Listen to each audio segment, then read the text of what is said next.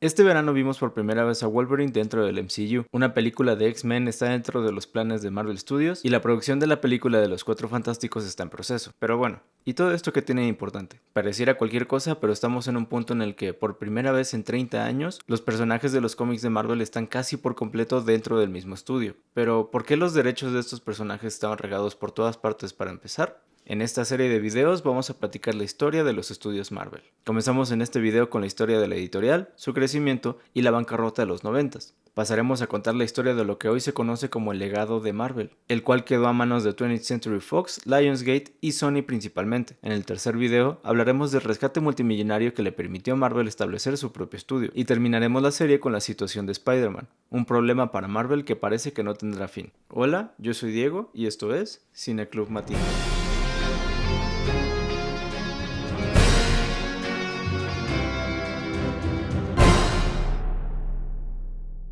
Empecemos con un poco de historia. Marvel fue fundada en 1939 por Martin Goodman, originalmente como Timely Publications. Su primera publicación, llamada Marvel Comics, incluía la aparición del superhéroe La Antorcha Humana de Carl Burgos y Namor de Bill Everett. Estas publicaciones se convierten rápidamente en un éxito, lo que le permite a la empresa contratar a más staff, entre ellos el primo de la esposa de Goodman, Stanley Martin Lieber, de 16 años, como asistente general de la oficina. En 1941, seguido del ataque a Pearl Harbor y con la entrada de Estados Unidos a la Segunda Guerra Mundial, Joe Simon y el artista Jack Kirby colaboraron para crear el primer superhéroe con temáticas patrióticas, el Capitán América. En esos años, el modelo de Timely era simple: cantidad sobre calidad, búsqueda y creación de tendencias. Y el joven Stanley demostró que le podía servir a ese modelo, entregando guiones en tiempo y forma para que los artistas de Timely los convirtieran en cómics, los cuales se popularizaron rápidamente. Esta popularidad funciona durante la guerra y es conocida como la época de oro de Marvel, pero se desvanece poco a poco en los 50, seguido de un trato humillante con su competencia DC, quien quedó a cargo de su distribución y los relegó a solo 8 publicaciones al mes. A inicios de los 60, ya conocida como Atlas, y con quien conocimos como Stan Lee como su editor en jefe, la editorial sigue el camino de cortar costos y experimentar con nuevas historias. La idea era desarrollar historias y personajes que tuvieran más madurez y que pudieran identificar con el público en general. De estos experimentos surgieron historias como la de una familia de superhéroes conocida como los Cuatro Fantásticos, un adolescente que es mordido por una araña radioactiva y combate enemigos en Nueva York conocido como Spider-Man, un hombre que se convierte en un monstruo cuando se enoja conocido como The Hulk, además de muchos otros como los X-Men, Iron Man y Pantera Negra. Estas historias buscaban reflejar el espíritu psicológico de la época y el clima político y social, cosa que su competencia DC y superhéroes como Superman no se atrevieron a hacer. En 1968, su fundador Goodman vende la empresa a la Perfect Film and Chemical Corporation. En las siguientes décadas, nuevas historias se desarrollaron, otras se revolucionaron y se crearon arcos narrativos que incluían a los personajes de toda la compañía como Contest of Champions y Secret Wars. Ahora, ¿y qué pasaba con las películas? La primera adaptación en cine de un superhéroe de Marvel ocurrió en 1943, con el serial cinematográfico del Capitán América. El serial del Capitán América duró 15 capítulos y estaba flojamente basado en el cómic. La productora Republic Pictures realizó cambios sustanciales a la historia. Para cuando Timely Publications les expresó su disgusto por estos cambios, Republic Pictures respondió señalando que no había ninguna obligación contractual para seguir la historia del cómic de manera fiel. El mal trago quedó en la memoria de lo que llegaría a conocerse como Marvel Comics, y durante 20 años no se volvió a ver una adaptación en cine o en televisión de un personaje de esta editorial. En la década de los 60, Marvel incursionó en el mundo de la animación en la televisión, contratando el estudio Grant Taylor Lawrence Animation, lanzando la serie de Marvel Super Heroes por primera vez en 1966. Esta serie contenía las historias del Capitán América, Hulk, Iron Man, Thor y Namor. En los años que le siguieron, surgieron programas de los Cuatro Fantásticos y Spider-Man. Ok, pero, ¿y el cine? Durante los 70s y 80s, Marvel vendió opciones a varios estudios para producir películas basadas en sus personajes. Una opción es un modelo de contrato en el cual se buscan asegurar los derechos fílmicos de un material que está protegido por derechos de autor. En el cine funciona con libros, artículos, guiones originales y en este caso historias de cómics. Y tristemente muchos de estos proyectos no ven la luz del día. En el caso de Marvel, la situación fue tan dura que durante 10 años no se vio ni una sola película que saliera de estos tratos. A pesar de la gran popularidad de los personajes, los estudios no estaban convencidos de los proyectos, les asignaban presupuestos bajísimos y así fue como terminamos con esta serie de productos. El sorprendente Hombre Araña fue adaptado a una serie de televisión que se transmitió entre 1977 y 1979.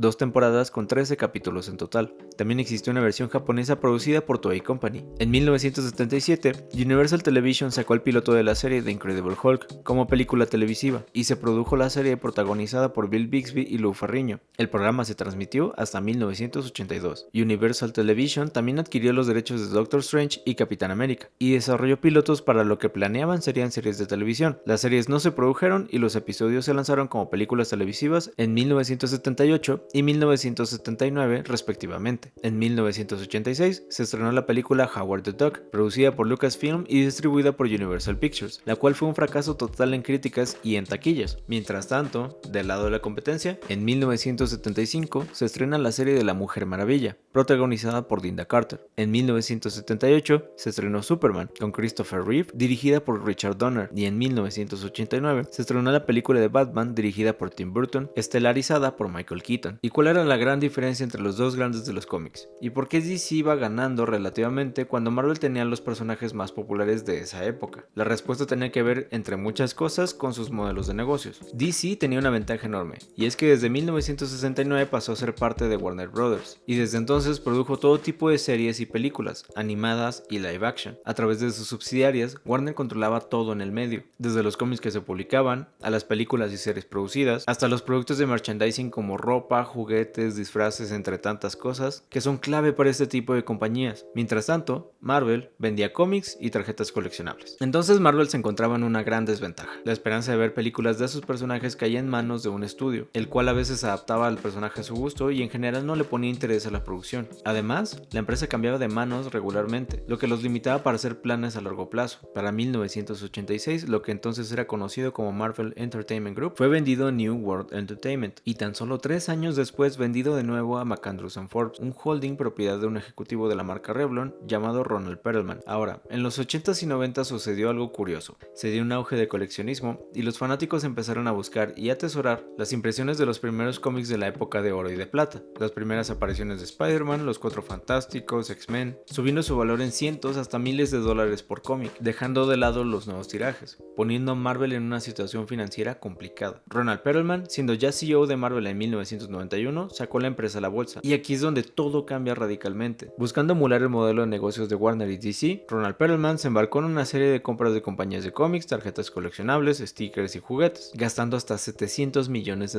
Con este auge de coleccionismo, Marvel empezó a sacar variantes de las portadas de cómics, ediciones especiales de tarjetas de colección y más productos con la idea de que los fans iban a gastar todo su dinero en estas cosas, enfocándose más en la cantidad que la calidad de los productos y las historias, generando una burbuja que finalmente se reventó. En 1993, el mercado de los cómics se saturó de estas variantes, las ventas de memorabilia disminuyeron y finalmente Marvel tuvo una caída general en sus ventas de un 70%, dejando a la empresa en una deuda significativa. Ronald tenía que buscar una manera para elevar las ventas de los cómics.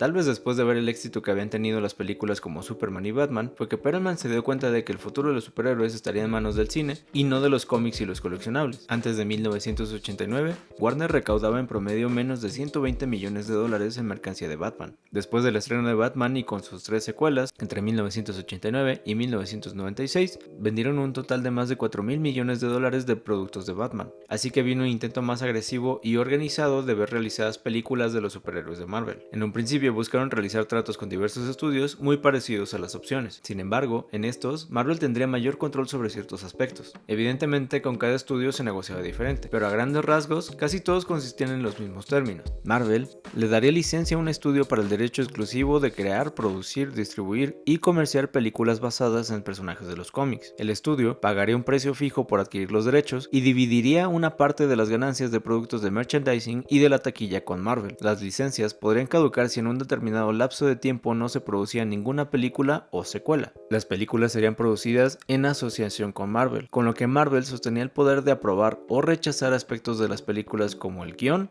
vestuario de los personajes, fotografía de la película y el contenido de los cortes del director, todo con el propósito de proteger los elementos fundamentales de los cómics y que no fueran alterados sustancialmente, como ya les había ocurrido en el pasado. Por otra parte, Marvel tendría el control de la preproducción, lo que significaba que comisionaría los guiones, contrataría a los los directores y negociaría directamente con las estrellas. Una vez realizada esta etapa, el estudio se encargaría de filmar y distribuir la película. En diciembre de 1992 se tenían en discusión o desarrollo diversos proyectos como una película de Spider-Man escrita y dirigida por James Cameron, producida por Carolco Pictures. Columbia Pictures distribuiría una versión de Black Panther, protagonizada por Wesley Snipes, además de una película de X-Men. Oliver Stone estaba en pláticas acerca de la producción de la película sobre el personaje Elektra. Wes Craven había accedido a escribir y dirigir una adaptación de Doctor Strange para Savoy Pictures. Una película de los Cuatro Fantásticos sería producida por New Constantine y el rapero LL Cool J estaba desarrollando la película de Blade, El cazavampiros. En 1993, 20th Century Fox y Marvel firmaron un acuerdo con términos similares, quitando la sección sobre el control de la preproducción. Así fue como este estudio terminó obteniendo los derechos cinematográficos del universo de los X-Men, aunque le tomó a Fox 7 años producir su primera película.